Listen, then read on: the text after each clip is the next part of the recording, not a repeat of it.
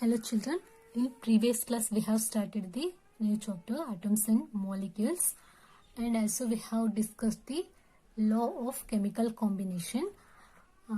In today's class we are going to discuss about the Dalton's atomic theory, and this theory was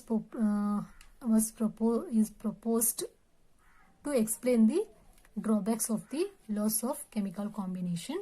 Okay, according this theory was given by the scientist Dalton. Okay, he was a chemist and he given the theory. Okay, he have given a theory, and his theory is based on his experimental observations. Okay, according to his theory, all matter, whether an element, a compound or a mixture, is composed of a small particles called atoms. Okay, according to this Dalton's atomic theory, he says that if you take any matter, it may be element or it may be compound or it may be mixture. Okay, if you take any matter, that matter is made up of small particles called atoms. Okay, and let us see postulates of his theory. All matters are made of very tiny particles called atoms. Okay, according to his theory, all matters, if you take any matter, that is made up of very small particles called atoms, and these atoms are indivisible particles. They cannot be divided. Okay, these atoms are indivisible particles and which cannot be created or destroyed in a chemical reaction. Okay, these atoms are indivisible particles. They are indivisible particles and we can't break them further. We can't break atoms. Okay, further we can't break atoms, and these atoms cannot be created or destroyed in a chemical reaction. Okay, in a chemical reaction, atoms cannot be created or destroyed, but atoms can be converted from one form to another form in a chemical reaction. We will see next postulate. Atoms of a given element are identical in mass and chemical properties. Okay, let us see children. Now I will assume that it is a copper metal. Okay, I have taken copper metal sheet. Okay, it is a copper metal sheet. This copper metal sheet is made up of copper atoms. Okay, it is made up of number of copper atoms. Okay, it is made up of number of copper atoms. Okay, here the mass of the copper atoms which are present inside this copper metal sheet.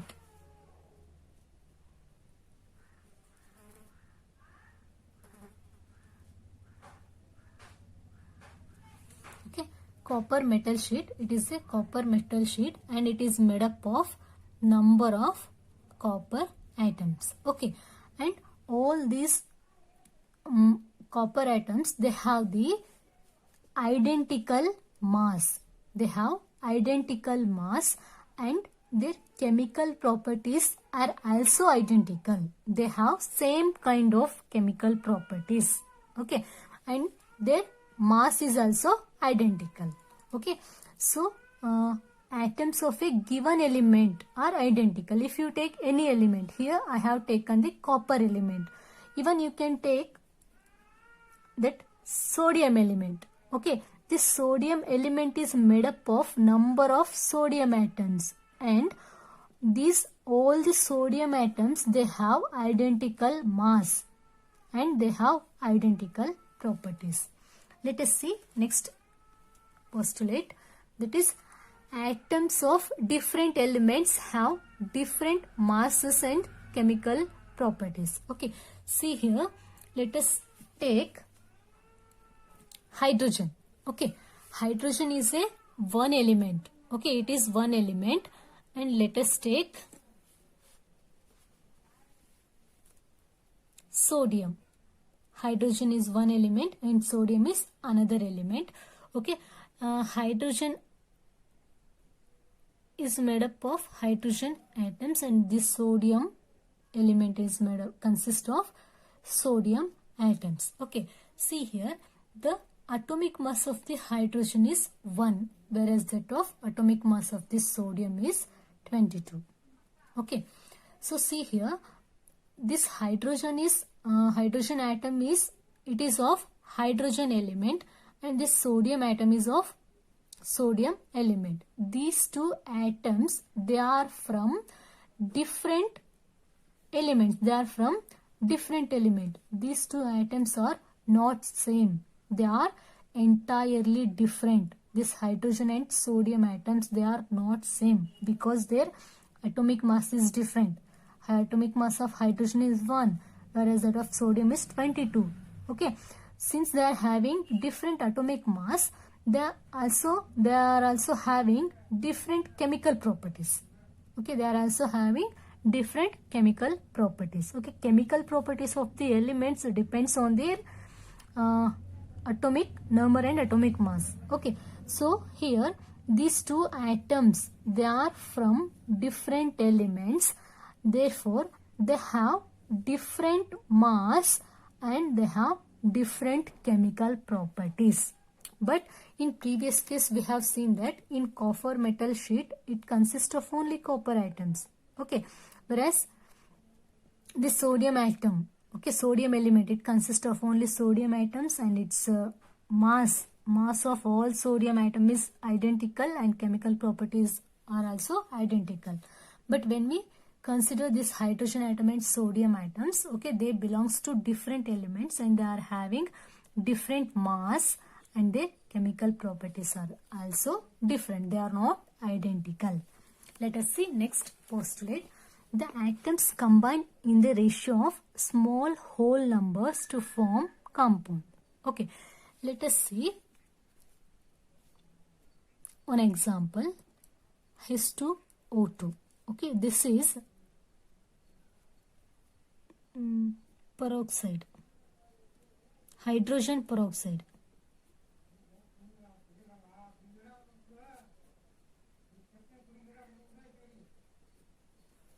This is hydrogen peroxide. Okay, see here, atoms combine in the ratio of small whole numbers to form compound. Okay, this is one compound. Here hydrogen combines with oxygen. Here hydrogen combines with oxygen to form the hydrogen peroxide. So see here, the ratio of the hydrogen, how many hydrogens are combining here? 2 hydrogen. Okay, whereas here how many oxygen atoms are combining? 2 oxygen atoms are combining, and this ratio will be 1:1. Okay, so see here, like this. Okay, the combining ratio of the elements in a compound is of small whole numbers. Okay, combining ratio of the elements in a particular compound is in a small whole numbers. Therefore, Dalton said that atoms combine in the ratio of small whole numbers to form compounds. Okay. Last postulate is the relative number and kinds of atoms are constant in a given compound. Okay, here relative number and kinds of atom. Relative number means number of combined atoms. For example, if you take this ammonia, here 1 nitrogen and how many? 3 hydrogen. Okay, here if you say ammonia, okay, if you say ammonia, it should have 1 nitrogen and 3 hydrogen. Okay, it should, if other than these 2 elements are present, means that compound is not said to be ammonia. It means ammonia means it should have the nitrogen and hydrogen atoms only, and the number of nitrogen atom will be 1 and that of number of hydrogen atom 1 and that of number of hydrogen atom will be 3. Okay, that's what here he said that the relative number and kinds of atoms are constant. It should be constant in a given compound. So in ammonia, type of atoms present are nitrogen and hydrogen. Okay, kinds of atom. Okay, here nitrogen and hydrogen atoms combines to form ammonia, and here one nitrogen atom and 3 hydrogen atoms combines. Here number of atoms and kinds of atoms are constant in a given compound. Okay, these are the 6 postulates of the Dalton's atomic theory.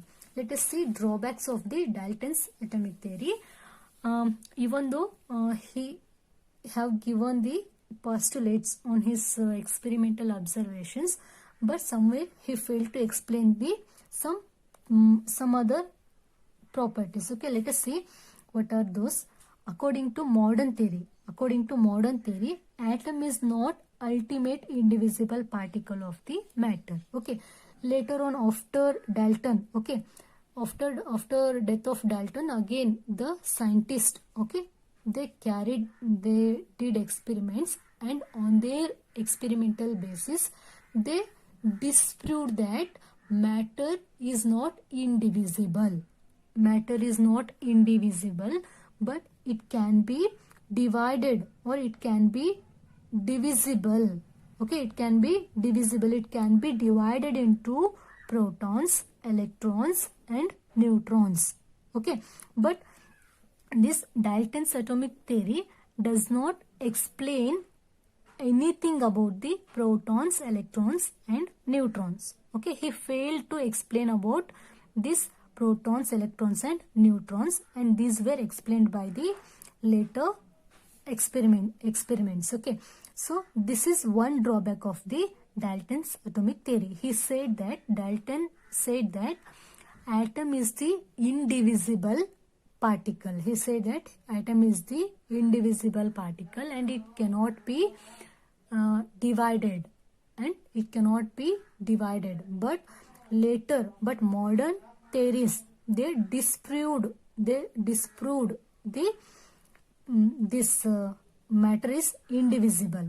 Okay, but they proved that matter can be divisible and it can be divided into protons, electrons and neutrons, and these particles, these protons, electrons and neutrons are known as subatomic particles. Okay, they are present inside the they are present inside the atom, therefore they are known as subatomic particles. Okay, this is one drawback of the Dalton's atomic theory. Let us see next second one. In case of isotopes of an element, the assumption that atoms of the same element have same mass. Okay, the atoms of the same element have same mass does not hold good. Okay, see here in third postulate we have seen that atoms of a given element are identical in mass and chemical properties, but when we see the isotopes, isotopes are the pair of elements having same atomic number.